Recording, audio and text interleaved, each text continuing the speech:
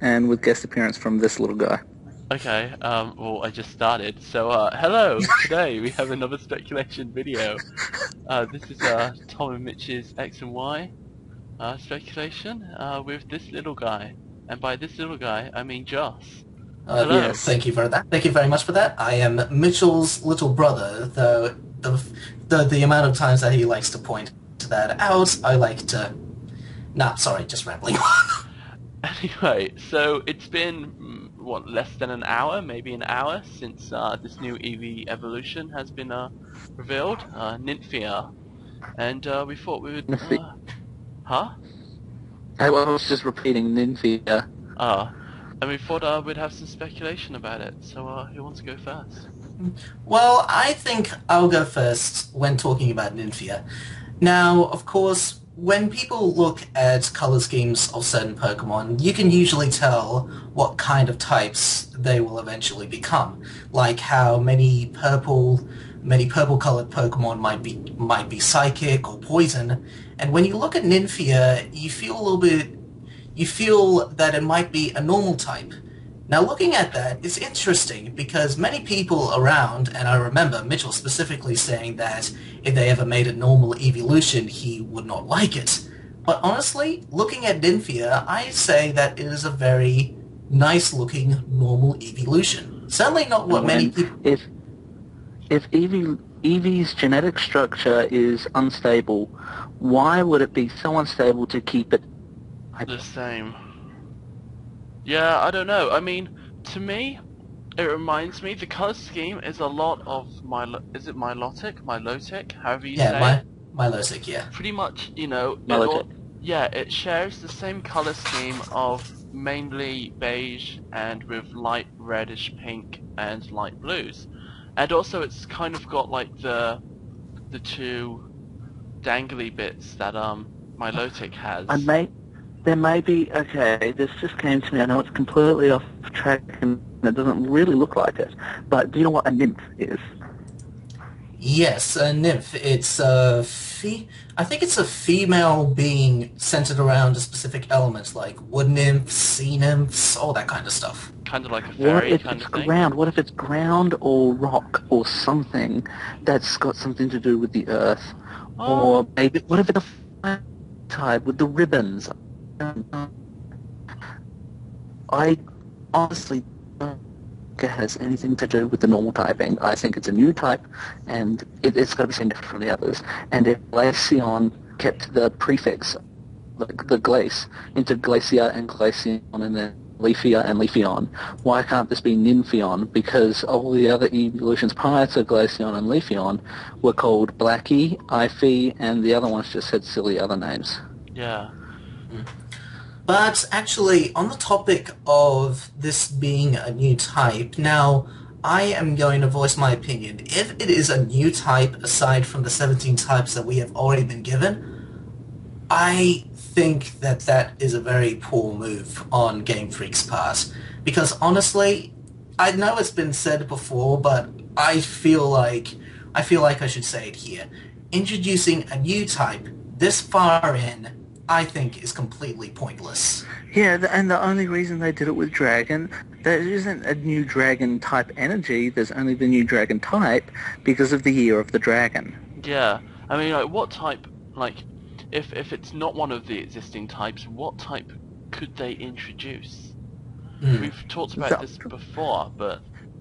This, you know, the light and sound people keep going on about, and this is bothering me. Like, why have Pokemon based on the speed of light and the speed of sound? Yeah. And actually, I stumbled across the theory quite a while ago, and I looked at all the points that were made about not really recognizing, but how light is represented in Xerneas and sound is represented in Yveltal. And the points made in that theory were so idiotic that I found a flaw in each and every one of them. It kind of seemed like they were just pushing it, saying, we need a new type, we need a new type. No, we don't. Here's another thing, though. That turns Arceus upside down. What do you mean? Why Well, Arceus has been shown to only have 16 plates. Why bring in 2 new plates? Yeah. Because if Arceus is the god of Pokemon, therefore he embodies every type, therefore 2 new plates. However, the unknown type has been completely taken out. Yeah. As of Black and White and Black 2 and White 2, the unknown type does not exist. Yeah. I mean, they could obviously, like, discover more plates after, but then that seems like, you know, a bit strange. Creation. Yeah, creation has been tipped over. Yeah, it messes everything up about the entire theology about Arceus, where the types came from, and why and the creation of the entire Pokemon universe. Yeah, and, like, think about it. In the movie, he'd be like, oh, I'm going to change into this type because you don't know what it is. Yeah. And actually, Damos would have noticed that there are other other plates other than the ones he helped find. Well, the one he helped find and all the others. But if Arceus made the Jewel of Life, why wouldn't he have used light, which is what is needed to help plants grow? And speaking of which, if these new plates were introduced, then Arceus shouldn't have survived. He said in the movie that he needs the plates in order to survive. And when he gave Damos the Jewel of Life, which was created from 5 of his plates, he said he trusted his life to Damos. So, if these 2 new plates existed, why didn't he need them in the first place in order to survive? It creates this gigantic plot hole, and not just the games, but it also the movie continuities. Anywho, Ninfia. Yes, Ninfia. So... But I am going to this. I'm going to say this. When I thought there were going to be more evolutions, the first color I did not think there was ever going to be an evolution of was pink. And honestly, I had this talk with one of my friends. It's like, you know, pink is a generically cute color. Eevee's cute enough already. Adding pink to it will just make it ungodly cute. And they've done it. I will say this now, though. It bears a striking resemblance to Victini. That's what I thought as well. Victini, and it reminds me a lot of Delcatty for some reason. Yeah, it's right. I think it's the eyes and its ears and the ribbons and the bows. Yeah, the bows, definitely the bows. But what bothers me about the design is there's a bow on one ear, a bow on its neck, but no bow on the other ear, and the ribbon hooks around the other ear. Yeah. I guess that makes sense. I mean, you don't exactly see many people with, like, 2 bows. Usually they have one bow for their head and another bow somewhere else on their body. Like so what do you call pigtails, Joss? I don't know. I mean, some people do have bows just on one side of their, like a clip or something, if they want their hair to go a certain way. But I mean, the ribbon could be coming from that side as well. I mean, both ribbons could be coming from that one bow, from the back or something. No, but you see it, like the one on its left ear come around the back of the right ear and around the front of it. Yeah. I don't know. But yeah, it really does just look like a Eevee Victini, a Vict Eevee, if you pardon the pun. Yeah. Now, but with all those connections to past Pokemon aside and some minor aesthetic confusions, honestly, I really like the look of Ninfia. Honestly, as possibly one of the cutest evolutions, I think many evolution fans are going to love this one. I don't know, I'm kind of a bit 50-50 on it. I'm not on the ball with this one. I think they lost good designs after Umbreon. Yeah, I think it's good, but it's going to take a while to grow on me. I mean, it seems too close to a lot of other things for... It reminds me... Okay, it looks like Suicune. With the ribbons, it reminds me of Suicune's tail. Yeah, I mean, we can draw a lot of parallels to other Pokemon as well. And obviously, the whole Milotic thing, it really does just look like a Milotic fusion of Eevee. Yeah, that's what kind of got me. How do you reckon it's going to evolve? Because apparently it's kept a secret, but... Well, honestly, when thinking about the different ways that Eevee evolves, and actually one of the things that I've heard is that if this is a normal evolution, maybe this is Eevee's natural evolution, like just a simple level up kind of thing. But that's the thing. Eevee's genetic structure is unstable. Why would it have a normal evolution? Here's what I'm thinking. It's an evolution. What if it evolves by held item?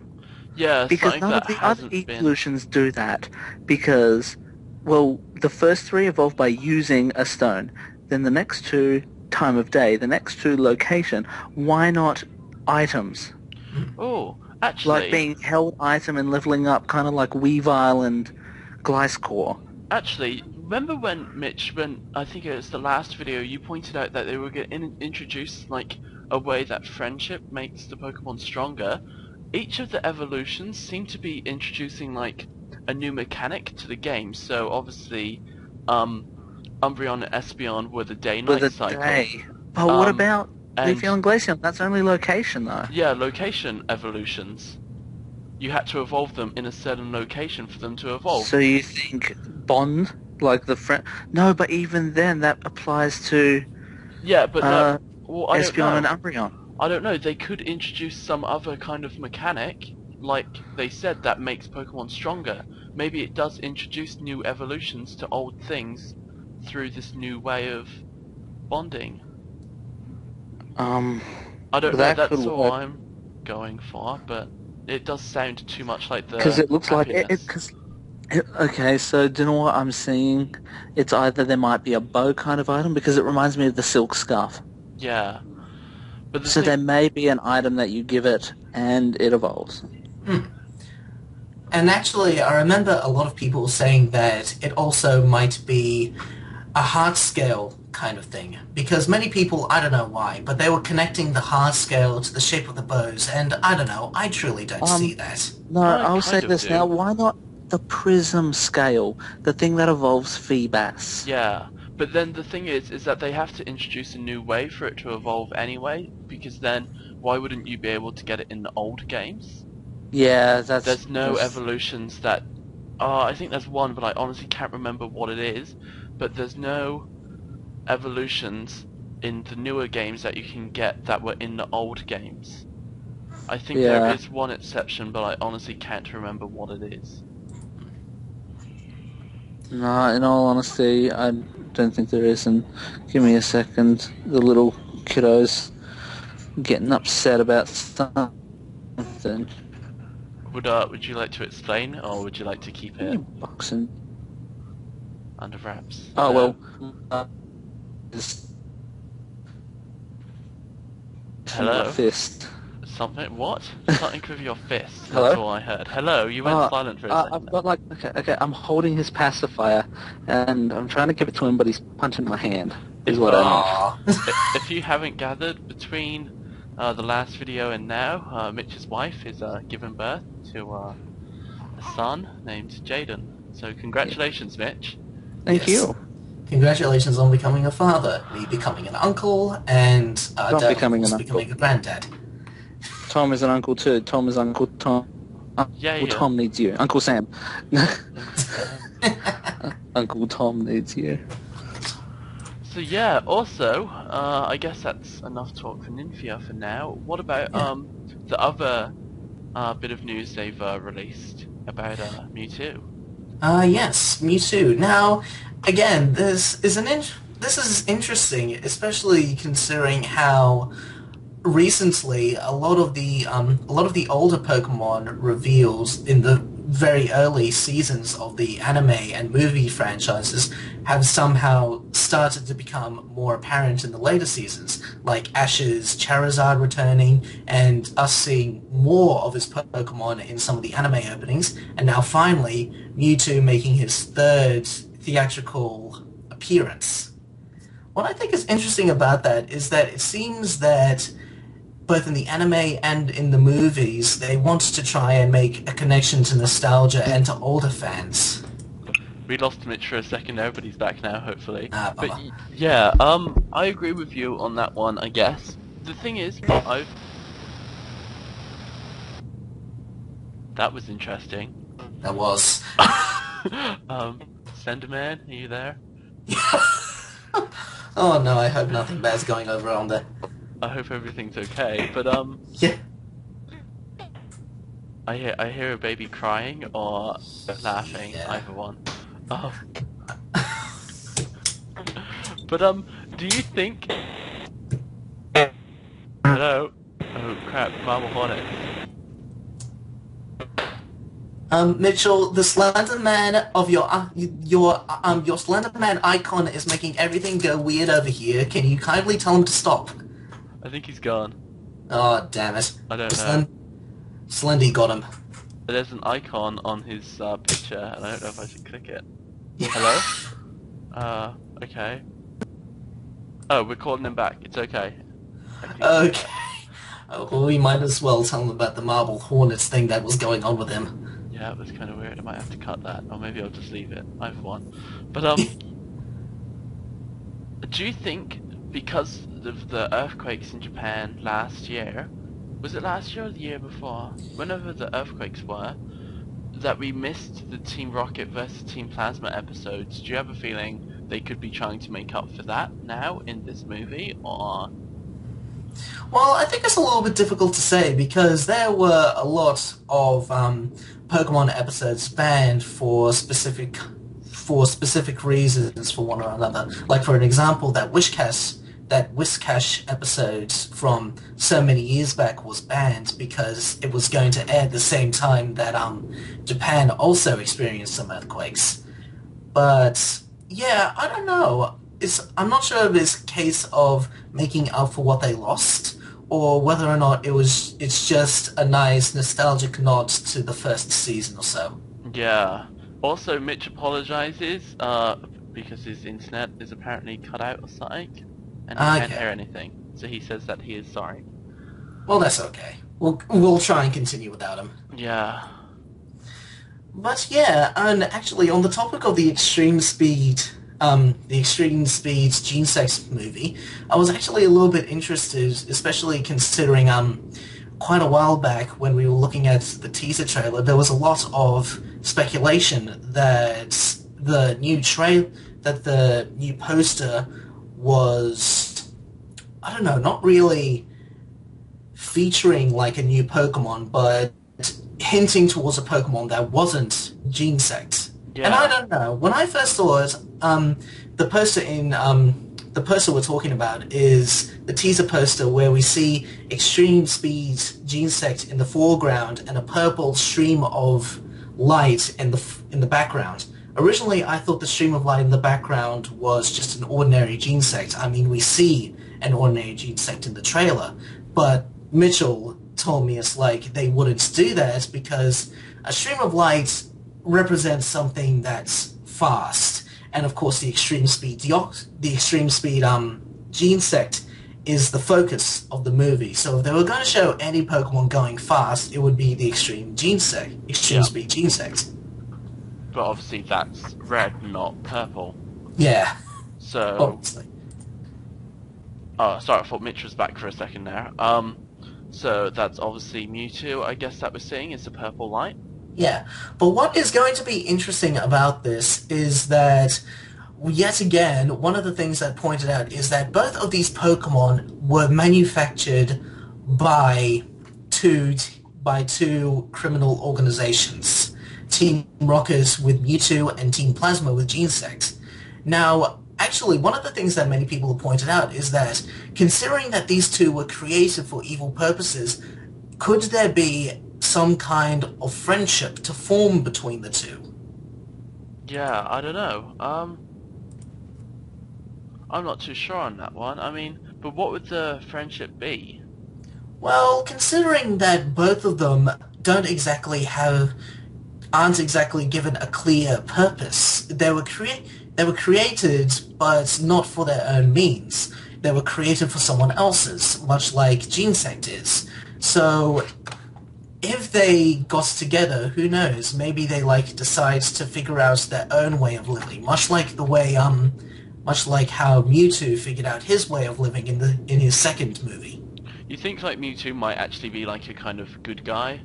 Yeah, considering that in the Now, I can't exactly remember if he did wipe the memories of Ash and his friends again in the second movie, but I remember that there was definitely a niceness to him in the second movie. Something less antagonistic and definitely more protagonistic. Well, yeah, in the end of the second Mewtwo movie, I don't think he did. I think Ash said something about him deserving to be able to remember his friends. Something along the lines of that. So, Yes. yeah. But yeah, and it could be interesting, like, especially how Mewtwo might appear in the movie, considering that there's 5 Genesect in this, with the Extreme Speeds Genesect being the leader. It could be interesting to how Mewtwo and Genesect, well, not really how they speak to each other, but more the interactions between. They're going to be like a big fight between Mewtwo and the 5 Genesects, or is it going to be something more along the lines of an alliance? Who knows? Well, I guess it's going to be interesting seeing how they're going to do it leading up to the movie. When is the movie out? It's like July or something, I think? I can't exactly remember when they said it was going to be released, but definitely sometime before the release of Pokemon X and Pokemon Y. Yeah. It's normally June or July, I'm pretty sure. Okay. Is there any...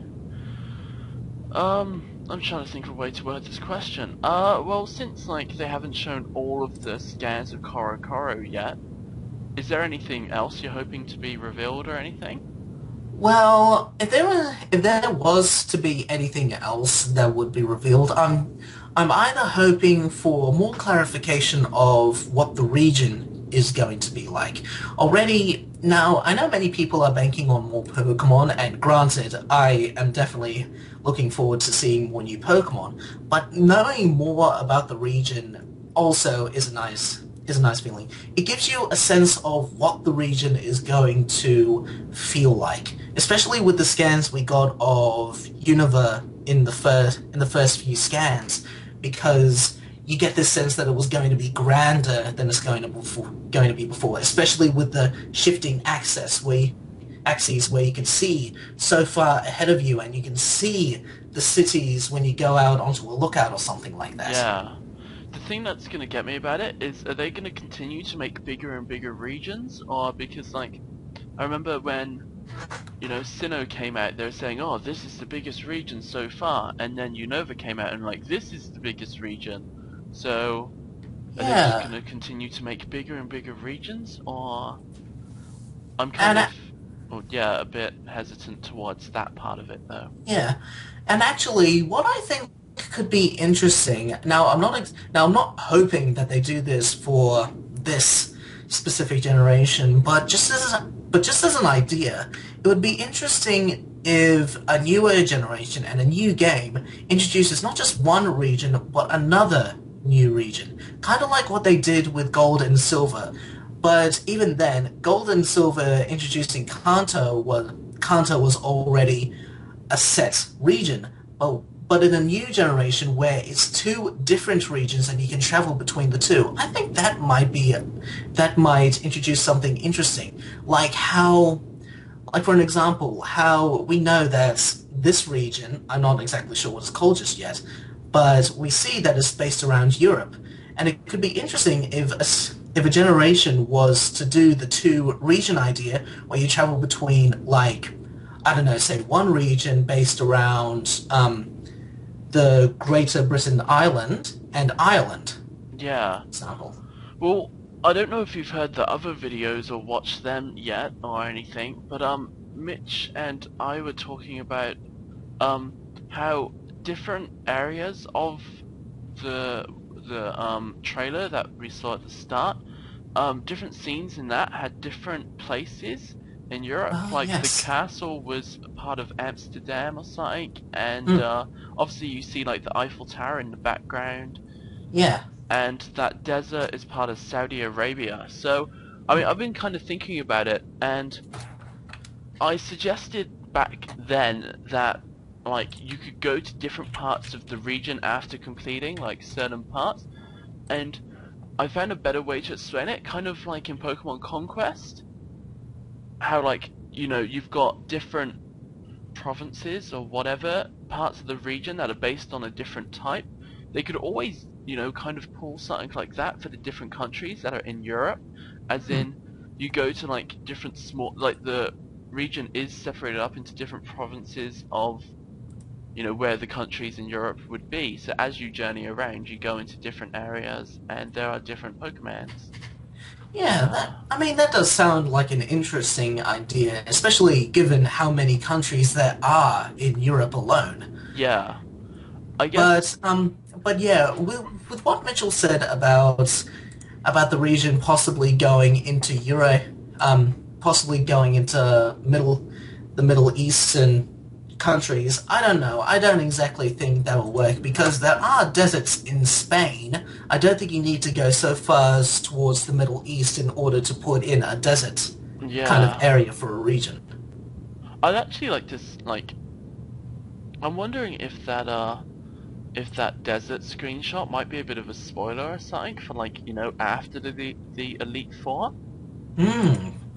That could be interesting. And actually, speaking of which, considering that most of the regions were based around such a small area, like how the first four regions were based around like these typical Japanese islands, prefectures, and all that, and of course you have Unova being based around Long Island of New York. But considering that this generation might give us a region the size of an entire continent, we could also see like the different towns reflecting the different cultures of those different countries. Yeah. Like you could, you go into like, I don't know, the city which is based upon France, and you see like a typical French themed gym, or like you could go into Spain and you find a typically Spanish kind of gym. I think they kind of stereotype it. That's the only thing that they would have to go careful with on how they stereotype it, though, because obviously people may not like the stereotypes that are given in those countries. So it's like, it's very difficult grounds to tread on, but it could be interesting because it gives them more of a chance to express the cultures of this region, I think. Yeah, why not just offend everyone while you're at it? So. We've already got a Pokemon version of Lady Gaga already. I don't think going into stereotypes will be all that bad. And we've got Ludicolo, so and Jinx. And Jinx, definitely Jinx. I don't think we could get too much worse at the moment. So let's just go ahead and offend everyone, and then nobody has a problem with it because everyone's annoyed. Yeah. That's where I'd do it. But yeah, I would like to see that idea implemented. I had something to talk about just then, and I cannot remember what it is. Crap. Oh well. But yeah, I hope they do reveal at least a part of the region map, so we can see on what scale they're working to in it. So those theories can be proved or disproved on part of it. Even if they do just work on France. Like I've said before, it's biased me saying this, but I kind of hope they do kind of go over to England or something. I don't know. Yeah. And considering the size that they're working with, you really got to wonder exactly how big this is going to be. Yeah. Because are they going to keep one or two cities to every country, or are they going to expand upon that and make it 5 or 6 in each country? Then that would put an incredible size on the region. Or would they just do it did you just say the capital cities? Yeah, the capital cities. Yeah, of each country could be where a gym is or something. The only thing is that's a lot of capital countries. Yeah, but obviously they have to only pick 8 for main cities and then put other things in other ones. Yeah. And plus, it might be difficult to do the tinier countries, especially around the center of Europe alone. Yeah, the only thing that kind of gets me about it is France. If you have a look at a map of France, it's not the most, I guess the most best country. I honestly probably wouldn't have picked it. I'm just gonna go have a look at a map of France just to make sure I am looking at the right country. Yeah. It's kind of round-ish, or Yes, more? there's not much character to it. It's very basic, very simple. With like at least Sinnoh, when it was based off Hokkaido, it at least had a definitive shape to it, and it made it look interesting by adding more islands. But looking at France, yeah, it just looks too rounded to look Well, like a very good region. also as well is you've got to think the region maps are always put in a square as well, so either they're going to have to take like part of Italy and Switzerland in there, or cut off that whole like, you know, eastern side. Yeah. Yeah, I mean, they could. I'm looking at a couple of pictures here, and these wouldn't be so bad if they just did this, because in these pictures you get the bottom of England, bits of Germany, Belgium, Switzerland, and Italy, and then you've got the top part, the northern part of Spain.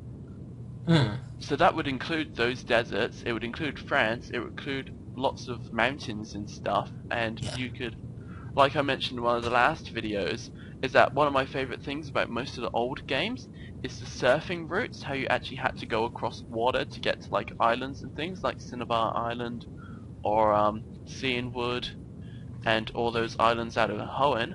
Maybe Hmm. they could do something in that little bit of ocean, that the Atlantic Ocean, Yeah.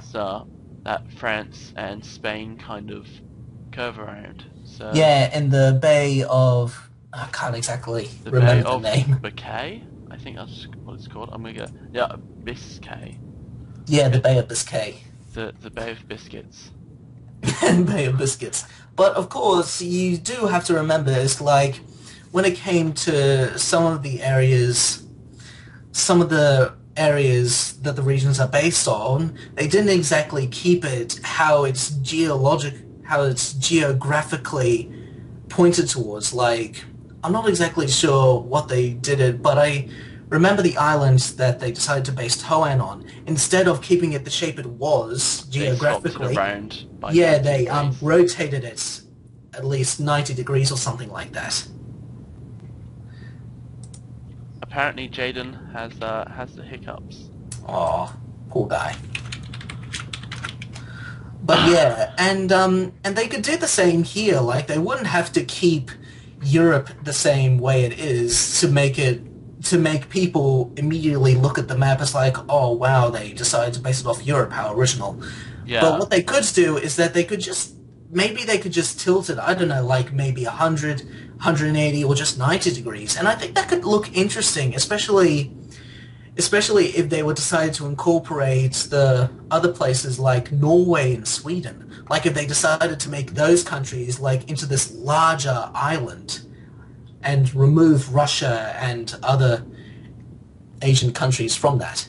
Yeah. I mean, well, I'm gonna put a picture of the map that I'm looking at on up on the video, and yeah, I mean this map only includes France, the bottom of England, Germany, Belgium, Switzerland, Italy, part of the Mediterranean Sea, and the part of Atlantic, the part of the let's try it again. Part of the Atlantic Ocean, and the island of Corsica, but I don't exactly know where that is. So Yeah, and in the map that I'm looking at right now, I know it's probably not the same as yours. I'm trying to actually find that island, to be honest. But yeah, but yeah, as we were saying before about the size of it, how they're going to size this region is probably going to be key to how many people might enjoy the game. Because I know a lot of people are saying it's like, we need a game that incorporates all the regions into one. Now, me specifically, I do not like that idea. Because when you consider that the idea of the regions is like, in the first region you start off of, the Pokemon levels range from like 2, and then they go up to like 50 or something. What would happen if you had gotten up to the second region and then moved on to the third? Would all the Pokemon you meet be level 100? well, yeah, they would obviously have to scale it up to that. I mean, either the first region is super weak and like they keep all the levels at like what 30, like they did it in Johto, Yeah. and then well, let's use you know, the best example of the closest thing we've got so far is Heart Gold, Soul Silver, and Gold and Silver. So, what are the gym levels of most Pokemon on there? Cerebi time. Sorry, let me just get that. Where am I looking for? Gen? I'm looking to complete the wrong generation. I'm gonna say that was a very fast generation. It only seems like yesterday that we saw Zekrom and Reshiram for the first time. Yeah. And actually, and I know you guys probably talked about this in the first video, but I gotta say that when people were saying that Generation 6 was coming so soon, I was thinking to myself, nah, that just seems too quick. But when you think about it, we have had 9 games on the same console. Yeah. And when you think about it, it's like, okay, you know what? Yeah, we do need a new generation because the 3DS has been out for so long, they need to move on to better technologies. Yeah, so, alright, now we've got the gym leaders up. We've got Faulkner, whose highest level is 13. Bugsy is 17. What's her name? Whitney is only 19. Morty is 25. Then after that, you've got, what's his name? Chuck with level 31 Poliwrath. Jasmine is level 35. The 7th gym actually goes down to level 34, and then 8th gym is only at 41. And then you've got the Elite 4 for 2 regions sit at the highest level 42, 44, 46, 47, and 50. So that's 50 by the time you've beaten the champion. Then you've got Surge has 53, Sabrina 55, Erica 56, Misty goes back down to 54. Janine goes down to level 50. Brock level 52, Blaine level 59, and then Blue has 60. And then Red obviously has like level 80, but then that's Red, so... Yeah. I mean... Considering how Claire's highest level Pokemon was 41 and Blue's was level 60, that goes up to about 19 levels in that one alone. If they were to do that with an entire 6 regions, I think that would be a little bit difficult to do because you'd max out so soon. Yeah, well, alright, so assume there's 19 between that. Let's say we go from level 60 to 80 for Hoenn or Sinnoh, level 8, and then then you only jump up another 10 levels for either the opposite one of which you go, and then Unova would all be level 100. And all the trainers would also have to be level 100. I don't know, thinking about from a grinding perspective and just a leveling up perspective, I don't think anyone would have the time to level up all their Pokemon to level 100. Already that process is incredibly difficult to do by meaningful standards without using a Game Shark or anything. I mean, the only other thing they could do is just port the game's over and then they just keep all the levels anyway. But then, like, by the time, you know, that actually might even it out, because the thing is, you know, when you go to a new region, let's say you've beat the Elite 4 of Kanto and Johto or something, yeah? And you beat Blue, and he's got level 60, and then you go off into Hoenn again, and obviously Roxanne is only going to be like level 15, and all that, so it does kind of even out, but then it makes the first couple of gyms super easy. Yeah. But then it also slows the game down a bit with that if you want to catch new Pokemon and level them up, you can. And you don't have to, like, you know, start it, you know? Yeah.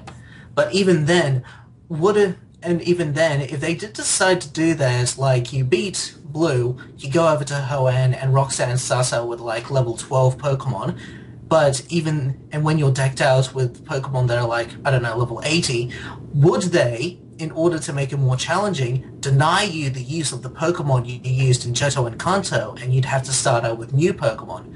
From both perspectives, that is incredibly annoying, because you've leveled up all these Pokemon through 2 regions, battling 16 different gyms, and to have to lose them in order to start fresh would be incredibly annoying to the player, I think. Yeah, but it's like how in the anime, how like Ash's Pikachu is what he's got to be level 100 by now. Come on, Oh, he has to. He it's has no. to.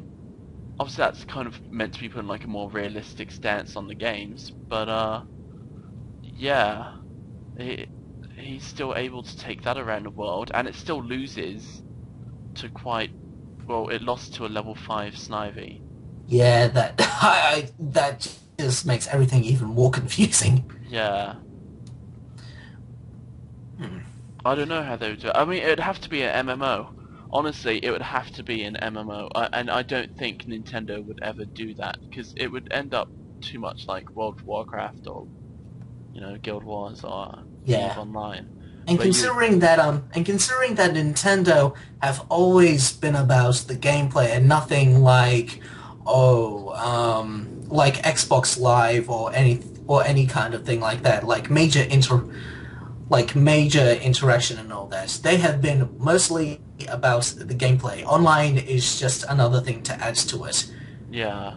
Also, how would they implement it as well? Because I mean, the whole idea is you're a guy or a girl, you're a person who goes out with the Pokédex, and you know you capture. You know, you're like the important person of the story. That's not going to work if you've got like a couple of million people who all have like, oh, look, I also have a Rayquaza. You know, I Yeah, that stopped Team Magma as well, and I also stopped Team Magma. It's just like it doesn't really work. So unless they either don't put a storyline in it, but then what's like you just walk from one town to the next, train up your Pokemon, battle the gym.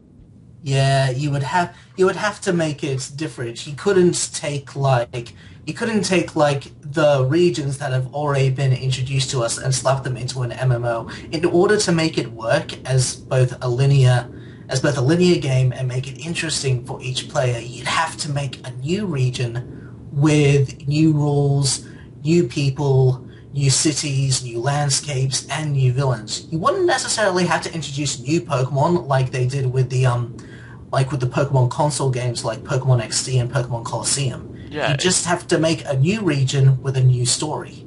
yeah. I mean, well, I don't know. I honestly wouldn't be too fussed if it didn't have much of a storyline. If it was something like that, but then like, how would the Pokemon League work? Actually, that would be kind of cool if they did actually do like, you know, once a month or something. It's the end of the month or the start of the new month. You know, if you've got all 8 badges, you can enter a tournament, and then like obviously one person from the server or whatever you play on wins. Yeah, that would actually be pretty interesting. It keeps itself varied, and not only that, but it doesn't happen immediately, so you don't immediately get bored by the prospect of going into a Pokemon League. It gives you something to look forward to and to train to. Yeah, and if you don't win one month, then you can just train up again for the month after. Yeah, And that like, actually... and then also the old champion would have to, you know, reclaim their title at the end of it. You know, they would have to have a battle with the person who won the last tournament to keep their title. Yeah, and another thing that could be interesting is like, of course, with gym leaders and collecting gym badges, you would want to make it more interesting rather than having like one gym leader and having the same kind of Pokemon all every single time. Maybe it would be a good idea to keep switching the gym leaders out. Like, I'm not saying that completely remove them and never have them come back, but keep a cycle going to keep it more interesting. Like, with the different gyms between all the regions, the water gyms for each region are always interesting. Like how Misty's is a swimming pool, Juan's is more of a fancy kind of looking place, and of course Marlin's has this kind of Big I don't know puzzly thing with this like greenhouse puzzle place, and that was actually interesting. I really liked that gym, to be honest. yeah, and like Crasher Wake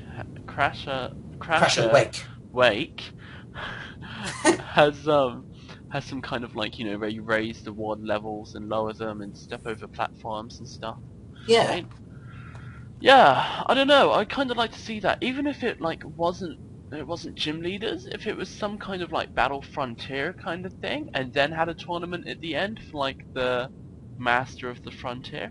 Yeah. Actually, that is one thing I would like to see in X and Y, is how they, in the anime, they spread around the battle frontier, around the region of Kanto. If they did something similar to whatever the region is in X and Y, because in Black and White 2, obviously you had to go around, well, you didn't have to, but there were things that you could go re-travel around the region again and, you know, do more exciting things. Like, you know, you go back down to New Vema Town, Yeah. and then you can go to White Forest. And I actually did, like, instead of flying around everywhere, I actually did walk all the way back up Burbank City, catch you know, catch a boat over to Castelia, then went up to White Forest, back down again, and then back down to New Vema. And that actually gives you like a reason to walk around the region again, rather like if they placed around certain facilities just off like the Pokemon World Tournament in areas where yeah. It makes it all the more interesting, because keeping all these extra things outside of the main areas of the game just doesn't make it all the more interesting, like what they did with the Battle Frontier. They put it in this secluded place where you just go there and you do all that stuff around there. It's not really interesting when it's all in one place. To spread it out across the region, it gives you a better feeling of going somewhere. Yeah, I mean, yeah, you go to an island and then you catch a Sudowoodo maybe, and then there's like a cave with Smeargle in it. Okay, cool. Yeah. That's it. Nothing really interesting. It's like, but yeah, there's no more adventure. Like, I mean, like they did with Wasmajiki Platinum and all them. Oh yeah, I guess they did do that. It's like making the extra, well, not really extra region, but extra island a little bit more expansive and less like just a small cluster of buildings or whatever. It gives you something more to explore, and I rather like that. Rather than just saying, hey, guess what, you just finished the game, now you have to travel around this region again doing all that other stuff. It's like, you don't want that. You want something new, something original, something inspiring. Yeah, and like, yeah, to give you a purpose to continue playing the game rather than, you know, to just keep going over the same battles and, you know, over and over again. That's what gets me about the Battle Frontier, is it's very repetitive. It's just like, you know... But yeah, that's what they can do if this new region is going to be based around Europe. It's already so big, is that if they decided to leave one area to just the first 8 gyms and the Pokemon League, and allow you to go into another one to continue exploring more and more, then it makes it all the more interesting. And also with the DLC that we're seeing on the Magna Gate, whatever that game's called, Mystery Dungeon Gates to Infinity, how they're introducing DLC to that. If they introduce like new areas and like, you know, new areas you can explore every couple of months or something like that, I think that'd be pretty cool as well. Like unlocking, like, I don't know, it's like you could unlock the island that is based around Island or something, and that introduces like new areas to explore and new story content. That could make it all the more interesting. Or even if it's just like a new cave, like, you know, some miners dig through like an expansion of a cave or something, and then you can go and explore that, and maybe there's like an item or a Pokemon, an exclusive Pokemon. And actually, that could be interesting. We keep seeing all these event Pokemon that you can get from the Nintendo Wi-Fi, but they just kind of give them to you. I like the Pokemon where you get them, but you get them through an event. Yeah, like you like the Victini event, where you actually go to the island where Victini is and then catch it. Yeah, it gives it more of a storyline. You have to go and fight Team Plasma first to go and catch it. So... Exactly. It makes it all the more interesting and more rewarding when you do finally catch the Pokemon. Yeah. I mean, I always kind of like stuff like that, yeah, as well. So hopefully they will continue to do things like that rather than just like... Yeah. Can Mitch hear us? I think he can. I think he can as well, because he seems to be replying. I honestly don't think it needs to happen, only for Mystery Dungeon, I think. Well, I mean, I don't know. Mitch, can you actually hear us? Say if you can. Because, I didn't realise he could. I think he does. But in response to you, my brother, I do believe that it makes the game all the more interesting. It's like, yeah, you get legendary Pokemon that you can catch after you finish the main story and defeat the Pokemon League, whatever. But apart from that, there's nothing really more interesting to keep you going. Like, you got all these different events that you can finish, but that's not really interesting. Some of us need stories in order to keep us going, and there's not really many stories surrounding the extra legendaries that are around. Yeah, well, it's like, White 2 was an awesome game, and I played it for a couple of weeks, but now I'm honestly done with it. I'm like, I've caught all those legendary... Oh, wait, no, I haven't caught Regice or Regirock, whatever one you get in there, because I don't know where to catch it. But, I've walked around the region again, explored most of the new areas, caught all the legendary Pokemon, I know where they are. Cleared, like, the first 7 or so levels of that, White Tree Hollow, and did a couple of the Pokemon World tournaments, and now I'm done. Like, if they introduced more story into it, like maybe something about Team Plasma, even if it's backstory, Yeah. I think I'd maybe get into it just for like a couple more months and then go back. Because yeah, most of my Pokemon are like level 60s or early level 70s, I think. That was one good thing I did like about White and Black 2, how it seemed to level when the game got harder as well. I honestly wasn't doing too much grinding or anything, so like it wasn't super hard and it wasn't super easy. Like I wasn't over leveled half the time, but I wasn't like under leveled either. I just kind of played along with the game. I don't know if you found that as well, or Nah. Honestly, I don't really bother much with the extra content that comes out after the main story. But if they do introduce something like downloadable content or something like that that makes something more interesting after you finish the game, then I think I'd be all for that, because it keeps me playing the game and keeps me more invested. yeah, I'd agree with you there. Because you want these games to last. Because honestly, when I play through the games, I beat the gyms, I beat the Pokemon League, and I beat the evil team. Honestly, I feel a little bit bad when I do that and that's it. I don't really feel a drive to do all the other things that come out after that. But if they can manage to do something that keeps me invested to keep playing the game, then I'm all for that. But yeah, I mean, I've honestly put down White 2 now, and I'm just like kind of waiting for X and Y. And yeah, I started, I think, the day after it came out, or the day it came out, and then, yeah, apparently, Cerebi had an image up, but then they took it back down again because they wasn't sure if it was real or not. So I'm still refreshing these pages just to see if anything comes up while we're talking. okay. But, yeah, I mean, I've kind of put it down and I'm just like, alright, cool, what's next? I mean, there's nothing else to play, really. Yeah. And granted, they do have things like the Dream World, but I know many people don't exactly get into that kind of stuff. Me, particularly, even though Mitchell keeps pushing me to get into it. Yeah, I mean, I don't have Wi-Fi. I mean, I'd love to do that kind of stuff in competitive battling still, but I honestly don't have Wi-Fi, and I work most of the times that tournaments are on, so... yeah.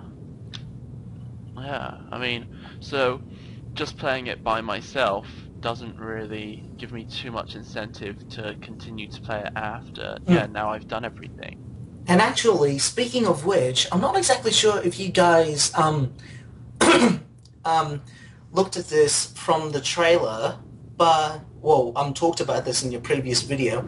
But in the trailer, one of the things that was shown was that the trainer was being followed by another trainer. Yeah. I don't know. I'm not exactly sure if that's going to be like a short time buddy system like it was with Diamond, Pearl, and Platinum, or if this could be like a further expansion of what was it of wireless. Oh, yeah, I don't know. I didn't even think about the wireless kind of thing. To Yeah, it have could someone be. run around with you as well. I Yeah, mean, then it does become a bit more of an MMO. You do things in teams now, and that could be an interesting thing. yeah, that could be kind of like how you can team up with someone else to do the subway station thing. Like Yeah. yeah, I haven't even tried that in White 2. I tried it a bit in White 1, but Hmm. that doesn't interest me. But yeah, how like maybe there are certain areas that you can go to with other people. Yeah, and that could make it even more interesting with Wi-Fi capabilities. Yeah, I mean, so like if Mitch wants to go through this dungeon with us, we can go through the dungeon with Mitch, and like Exactly. And yeah, I we can think that help would him out. be I think that would be a great game mechanic if they do introduce it. Yeah, same here. Yeah. Well, is that all we should be talking? Is that all we can talk about? Because I think we've kind of run out of things to talk about. I mean, we could talk about The Hobbit again like we did in the last video, but Nah, don't worry. I don't want to keep you waiting because if you was to get me talking, I don't think I'd stop. um, just one last thing. Are there any Pokemon designs you would like to see, or any or like any gym leaders? Is there anything you would like to see in X and Y? Like yeah, like gym leaders or any Pokemon based off a certain animal or item or object or whatever? Well, that's a little bit that's an interesting thing to talk about because I don't exactly think about it all that much. I mean, when people say there's Game Freak is unoriginal, is a complete understatement. There are so many things that they could turn into Pokemon, especially animals. And there are some great animals out there that I think would make for amazing Pokemon, like the Bloodheart Pigeon, where its plumage right at its chest has this red spot where it looks like it's been shot through the heart. That could make for an amazing Pokemon adaptation in I my am eyes. looking it up just to see what it looks like. Yeah. Uh, oh, that's creepy. That'd be cool. Kind of, maybe a bit. Yeah, like a poison flying kind of bird where it actually is the like your typical new region bird like unpheasant, swallow, pidgeot, all that. Yeah. It could make for an interesting Pokemon. But as far as gym leaders go, I mean, there are some really good ideas. One idea that I've been thinking about, especially after I've seen Skylar, is that I want to see this flying gym leader where it's a guy, but he's based around this old English airman, like one of the guys from like World War II or something. Like he has the mustache, he's got the aviator jacket on, got goggles, everything. I think this would be a good test to see if Mitch is actually listening, because in the fan region, Ioto, that we used to have, one Yep. of our flying gym leader was actually pretty much as you just described. Really? Yeah, he had the aviator jacket and the helmet and the goggles and the mustache and everything. Okay. And yeah, and there's many other ideas too, like a possible ground type gym leader, which I think would be interesting, where she's based around like this veiled kind of Middle Eastern woman. And I think that would have worked really, really well for Generation 5, especially with Pokemon like Cofagrigus. How it's Yeah, based around Egyptian mummies and all that kind of stuff. I think it would have worked well if they went with that idea. yeah, I mean, we've already kind of had like a miner, but then like a tycoon kind of, oil tycoon kind of guy was pretty cool. I don't Yeah. know, maybe they could have done that for the water gym, since like we've already kind of had like a surfer kind of guy in Broly. Yeah, that's true enough. Maybe like because we get most of the oil from like oil rigs and stuff. Actually, that'd be cool. I know there's a hack that did it. Instead of going to the battle tower, it was an oil rig. Oh, now that would be interesting. Yeah, a hack. I think it's Pokemon Marble or something like that. I honestly don't remember. Or Quartz, I think it was. Yeah, instead of the battle tower, it was an oil rig out in the middle of the ocean. Now that would be kind of cool if they did that. Yeah. Yeah, okay, I don't think Mitch is listening because he hasn't said Yeah. anything about the flying gym leader, and I Yeah. was sure he might have said something about that. But yeah, as I said before, there are many gym leader ideas out there and many Pokemon ideas to list off which ones I think would be nice. All I want to see right now in terms of new Pokemon, although to be honest, are the evolutions for the starters, which to be honest, I think these are some of my favorite starters I've ever seen. Granted, I liked the Generation 5 starters, but I think these guys topple them. Do you agree with the typings that it's gonna be grass, dark, water, fighting, and fire, psychic? Is that what the combination is? I honestly don't Yeah. remember. Yeah, I remember them talking about that, and honestly, I think it could work.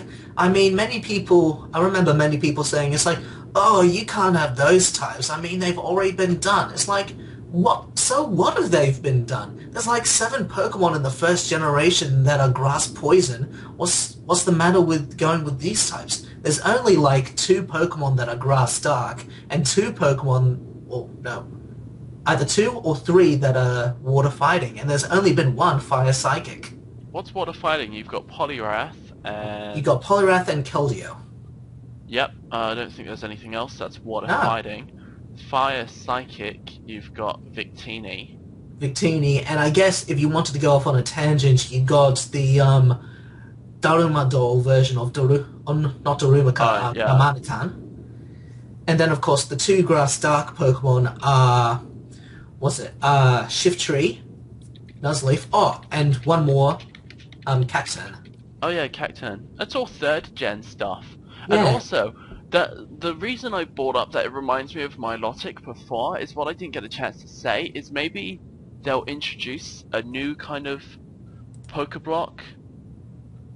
Ah, yes, I remember you saying that. It's like, Yeah. we didn't actually get to see something like that in the 5th generation. They just kind of gave us the musical like thing, and of course the PokeStar Studios in Black 2 and White 2.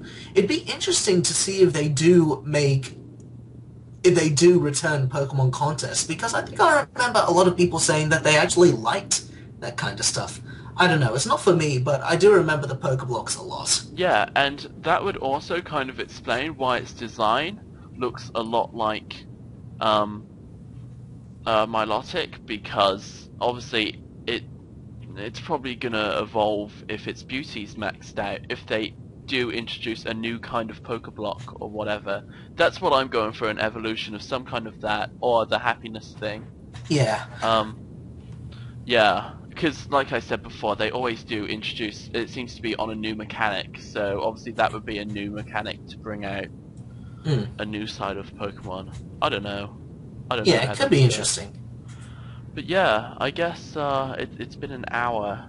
Yeah, it's since we been started over an recording. hour now since we started recording, so we might finish it off here. Yeah, so thanks for joining us today. Hopefully we'll be able to get you in the future for more of these speculations. And yeah, thanks for watching. If you've actually watched through the whole thing, that's awesome. Don't forget to rate, comment, and subscribe. And we'll see you next time on speculation with Tom and Mitch, because Mitch got angry last time I said that wrong. And Joss. And Joss from now on. So bye. Bye.